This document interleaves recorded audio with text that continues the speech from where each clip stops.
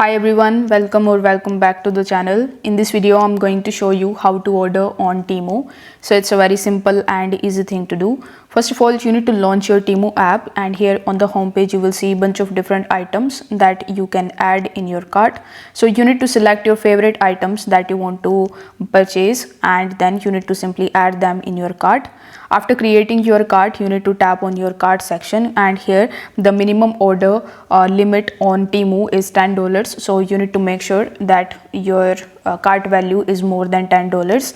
Afterwards, you need to tap on the checkout option, and on the next page you need to provide your address details and your contact information. After doing so, it will redirect you on the checkout page where you just have to select any of the payment methods that is given over here. You can select PayPal, Klarna, Afterpay, Affirm, Google Pay, PayPal Later, anything. Afterwards, you need to simply just scroll down a bit and tap on the submit order option in the bottom right hand corner and conclude your payment. Now once you do this, your order will be placed, which you will be able to track with the help of the order section, and then you are going to get your orders from Temu.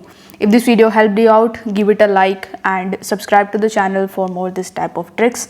Thank you so much for watching.